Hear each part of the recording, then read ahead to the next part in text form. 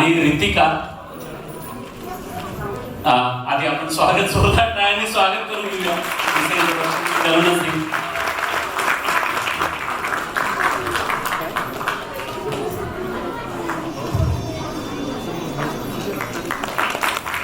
आपण जोरदार टाळ्यांनी रितिकाचं स्वागत करूया. रितिका आज आपल्यापर्यंत एक मँचेस्टर मध्ये आलेली आहे. खरं तर रितिका माझ्याकडे जे इंट्रोडक्शन आहे त्याच्यात असं लिहिलंय की रितिका श्रोत्री ह्या पुण्याच्या आहेत. खरं तर आता असं म्हणणं योग्य राहणार नाही की सगळ्या महाराष्ट्राचीच झालेली आहे. सगळ्या महाराष्ट्रात सगळ्या देशात प्रसिद्ध झालेली आहे रितिका तू. तर रितिका गेली 15 वर्ष मराठी सिनेसृष्टीत आहे. बॉईज पिक्चर आपल्या सगळ्यांना माहिती आहे. बकेट लिस्ट मध्ये माधुरी दीक्षितची मुलगी म्हणून तिने काम केलेलं आहे. लंडन मिसळमध्ये मराठी चित्रपट त्याच्यात तिने काम केलं आहे. आणि अलीकडचा म्हणजे नुकताच प्रदर्शित झालेला रेड 2 अजय देवगणचा मूवी त्याच्यात देखील तिने महत्वाची भूमिका बजावली आहे. आता सध्या तो नेटफ्लिक्सवर देखील अवेलेबल आहे.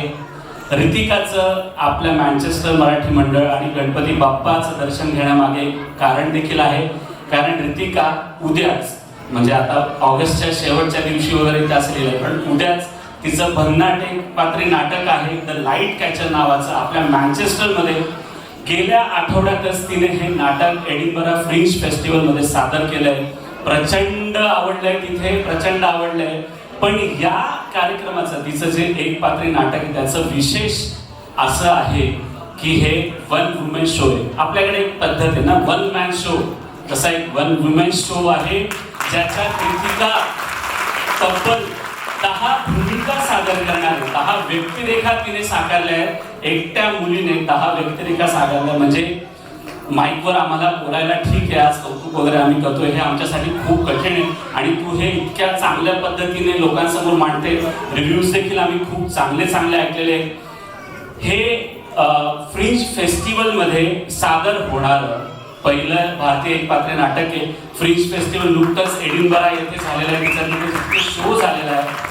तर नाटक इंग्रजीमध्ये आहे, पण जोश आणि मजा सगळ्यांनाच येणार आहे. तर मी फक्त तुम्हाला सांगतो की रितिकाचा शो मँचेस्टरमध्ये उद्याच असणार आहे.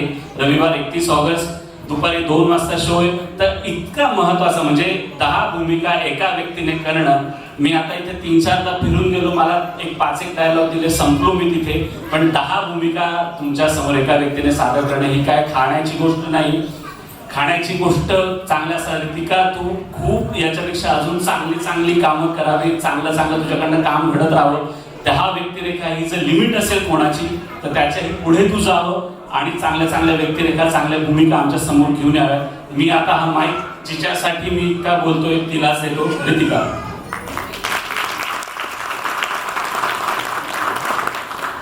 नमस्कार. मला पहिले तर हे सांगायला आवडेल, मला असं अजिबात वाटत नाहीये की आपण UK मध्ये किंवा मँचेस्टरमध्ये आहोत. असं खरंच वाटत नाही. असं वाटतं आपण भारतातच आहोत.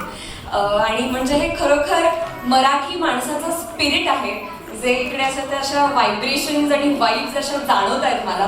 आणि मी खरं सांगू का, मी 1 ऑगस्टला इकडे आले आणि माझे 9 शोज होते UK मध्ये. शेवटचा शो उद्या असणार आहे.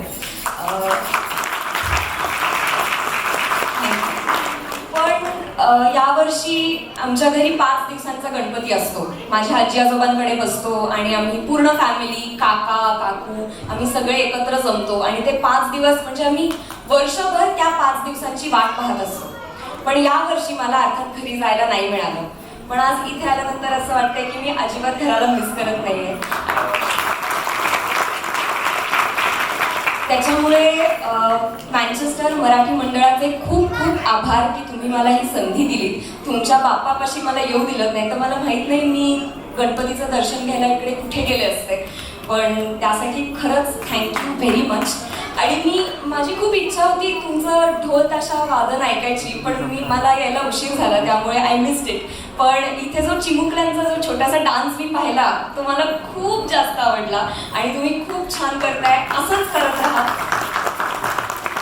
आणि मला इथे बोलवल्याबद्दल खूप धन्यवाद. त्याचबरोबर मला माहिती आपण सगळे पुढच्या कार्यक्रमांची आणि सगळ्यात महत्त्वाचं म्हणजे भोजनाची वाट पाहतोय. त्यामुळे मी माझे 2 शब्द हे सांगून संपवते की उद्या माझा शो आहे, द लाईट कॅचर या नाटकाचं नाव आहे आणि हा एडिनब्रा फ्रिंजमध्ये आणि कॅम्पटन फ्रिंज जे लंडनमधले खूप मोठे थिएटर फेस्टिवल्स आहेत इथे परफॉर्म झाला होता आणि यावर्षी भारतातून एकच प्ले आला होता जो द लाईट कॅचर हा प्ले आणि हा प्ले मला तुम्हा मँचेस्टर वासियांसाठी सादर करण्याची संधी the band on the wall, Rahul Lord sir आणि सजदा फेस्टिवल यांनी दिली, त्याबद्दल त्यांचे खूप खूप आभार. आणि आमचा शो उद्या असणार आहे, हे 1 तासाचं नाटक आहे, त्याच्यानंतर एक छोटंसं कॉन्व्हर्सेशन पण असणार आहे. तुम्हाला हे नाटक नक्की खूप आवडेल, खूप युनिव्हर्सल नाटक आहे आणि यात स्त्रियांविषयीचं नाटक आहे, पण काही काही पुरुष पात्र सुद्धा आहेत.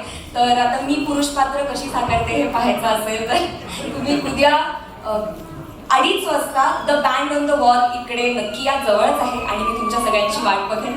धन्यवाद.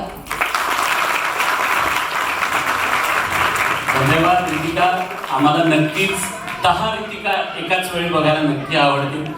तर खूप खूप आभार. सगळ्यांना विनंती की उद्या तिचा कार्यक्रम आहे, उद्या शो आहे, 1 तासाचा शो आहे, दुपारी 2:30 वाजता ते असणार आहे बँड ऑन द वॉलला. सगळ्यांनी आवर्जून बघा, नक्की बघा आणि रितिकाला नक्की प्रत्येकाने सपोर्ट करा इतक्या चांगल्या कामासाठी. धन्यवाद.